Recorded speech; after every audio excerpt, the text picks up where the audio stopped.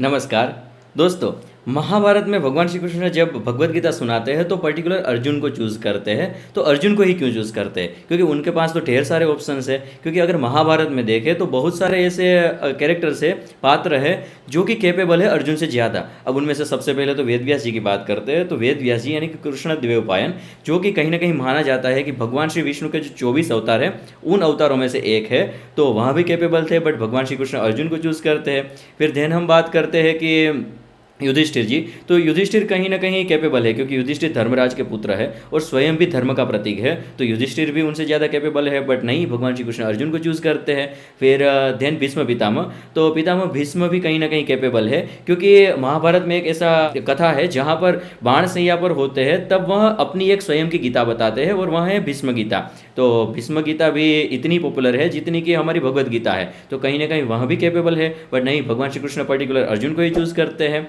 But हम अर्जुन की बात करें उससे पहले हम इन्हीं गीताओं के बारे में समझ लेते हैं। अब हमारे हिंदू धर्म के अंदर ऐसी 25 गीता है, 25 या तो 27 गीता है।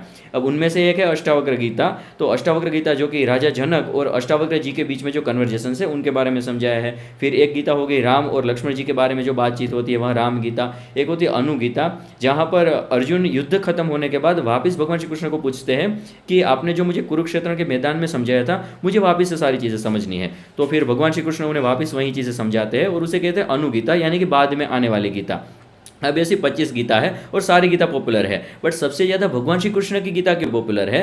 अब भगवान श्री कृष्ण की गीता इसीलिए क्योंकि वह एक माता की तरह हमें समझाती है। उनके जो वर्ड्स है वह भाव से भरे हुए हैं, इमोशन से भरे हुए हैं। अब समझने के लिए हम एक दृष्टांत लेते हैं कि एक माँ और बेटा जो कि बोल नहीं पा रहा है, इतना छोटा है, तो उनके बीच में जो कन्वर्जेशंस होता है वहाँ पर सिर्फ प्रेम होता है। क्योंकि माँ उन्हें कुछ समझाना चाहती है, वो समझा देती है, बच्चा समझ जाता है। बच्चा कुछ कहना चाहता है, माँ भी समझ जाती है। तो कहीं ना कहीं ऐसी वाली सिचुएशन है कि अर्जुन कुछ कहना चाहता है और वह सिचुएशन केवल भगवान श्री कृष्ण समझते हैं एज अ माता बनकर। और कहीं ना कहीं अर्जुन भी एक पुत्र बनकर उनके सामने आते हैं और भगवान श्री कृष्ण उन्हें समझा देते हैं।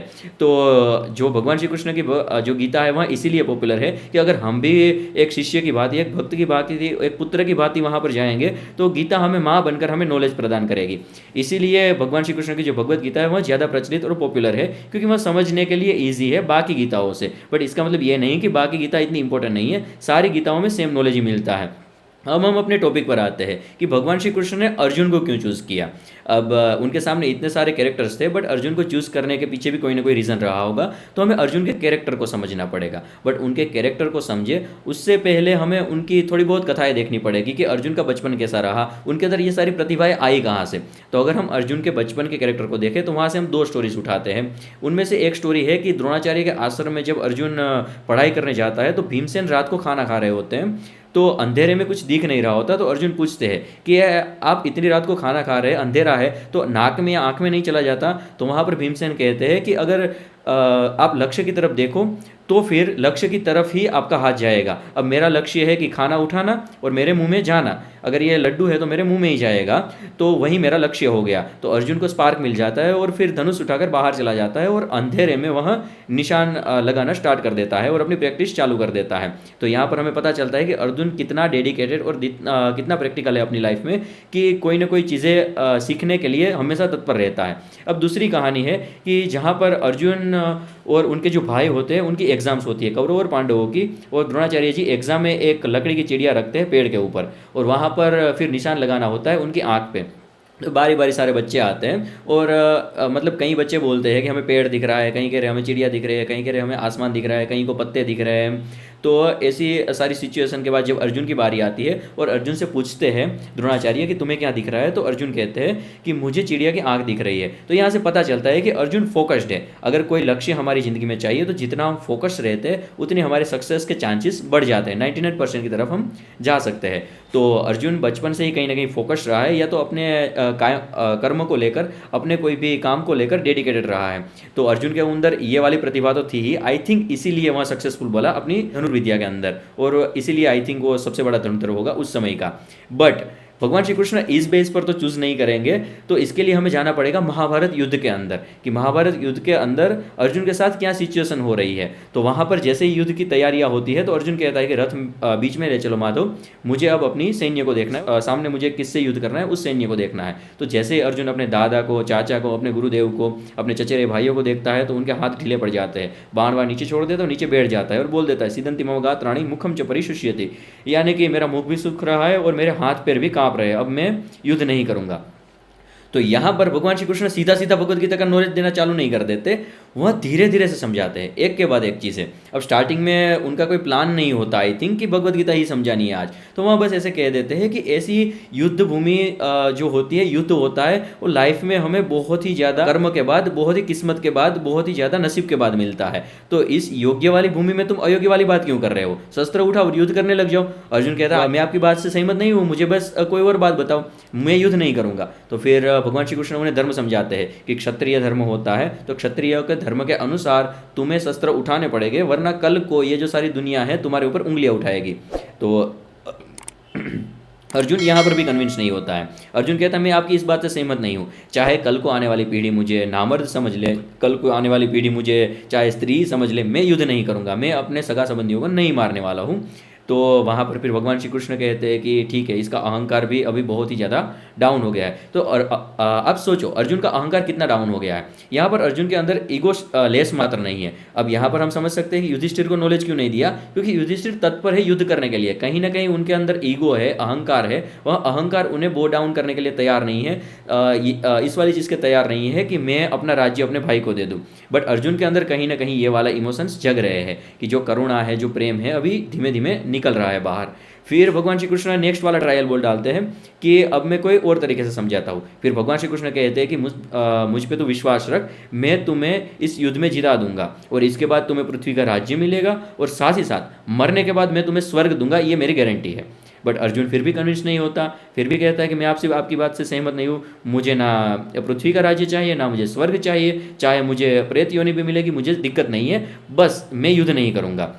फिर भगवान श्री कृष्ण समझ जाते हैं कि अर्जुन किसी बात से मानने वाला नहीं है, अब यही टाइम है कि मुझे अर्जुन को समझाना पड़ेगा। और हमारे कवि वेदव्यास जी यहाँ पर लिखते हैं विसिदंत मिदम वच, यानी कि मुस्कुराते हुए चेहरे के साथ। तो भगवान श्री कृष्ण यहाँ पर हंसते हुए अपनी बात आरंभ करते हैं और वहाँ पे भगवान का आगमन होता है, भगवान आते हैं और भगवत गीता समझाना स्टार्ट करते हैं। अब भगवान श्री कृष्ण यहाँ पर हंसते क्यों हैं, क्योंकि कहीं ना कहीं पिछले टाइम के अंदर भगवान श्री कृष्ण और अर्जुन के बीच में एक मित्रता का संबंध रहा है और वहाँ बेस्टिस रहे हैं। तो उनके पिछली जो लाइफ है वहाँ पर बहुत सारे ऐसे क्वेश्चन आंसर हुए होंगे जहाँ पर भगवान श्री कृष्ण ने अर्जुन को ढेर सारी बातें सिखाई होगी। तो उन्हीं की सिखाई बातों में से प्रेम और करुणा वाली जो पार्ट है वह अर्जुन के अंदर आज दिखा है, जो कि युधिष्ठिर के अंदर नहीं है, ना भीमसेन के अंदर है, ना भीष्म पिता के अंदर भी है, क्योंकि भीष्म पिता भी युद्ध करने के लिए तैयार है। बट यहाँ पर अर्जुन अपने संबंधियों की बात करता है, उनकी लाइफ की बात कर रहा है कि वो अच्छे से रहे, मैं चाहे मेरे साथ जो भी होना हो जाए। तो भगवान श्री कृष्ण खुश हो जाते हैं कि जो भी पिछले टाइम में जो हमारी बातें हुई थी वो सारी बातें अर्जुन ने कहीं ना कहीं ग्रहण कर ली है। तो आज मैं अर्जुन को बस भगवत गीता का नॉलेज दूंगा और धीरे धीरे करके फिर इनको मैं आज पूरी भगवत गीता समझाऊंगा। अब भगवान श्री कृष्ण ने इसीलिए जो सूर्यदेव के बाद अर्जुन को चूज़ किया है कि सूर्यदेव को नॉलेज ट्रांसफर करते हैं, वेन लुप्त हो जाता है, फिर भगवान श्री कृष्ण सीधा नॉलेज ट्रांसफर करते हैं अर्जुन को, क्योंकि अर्जुन एक तैयार है। अब अर्जुन का कैरेक्टर ऐसा है कि वहाँ डेडिकेटेड एंड फोकस तो है ही है, बट साथ ही साथ उनके अंदर प्रेम है, करुणा है और उनका ईगो एकदम डाउन हो चुका है। अब वहाँ पर दूसरे अध्याय में अर्जुन यह भी कहता है कि मैं एक शिष्य की तरह आपके पास आया हूँ, अपने हाथों की अंजुलि बनाकर बैठा हूँ, बस आप अपने जो ज्ञान है वह मेरी अंजुलि में डाल दीजिए और मैं जो भी आप दोगे वो मैं ग्रहण कर लूँगा, आपके वचन सत्य वचन ही होंगे।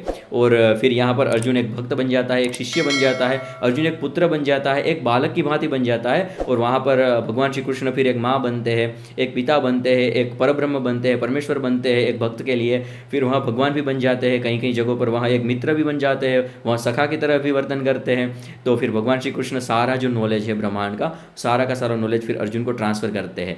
यही कारण है कि भगवान श्री कृष्ण ने पर्टिकुलर अर्जुन को ही चूज़ किया है, क्योंकि अर्जुन का अहंकार यहाँ पर शून्य हो जाता है, वह एकदम ही बो डाउन हो जाता है भगवान के चरणों में और भगवान फिर उन्हें ज्ञान देना आरंभ कर दे। अब इस बात से मुझे एक ख्याल आता है कि आजकल मैंने ढेर सारे लोगों को देखा है कि मैंने भगवद गीता पढ़ी है और मतलब एक हाथ ऊपर उठना चालू कर देते और दौड़ना चालू कर देते। बट क्या अर्जुन की तरह तुम लोगों के अंदर इतनी कैपेसिटी है कि अपने अहंकार को डाउन कर पाओ?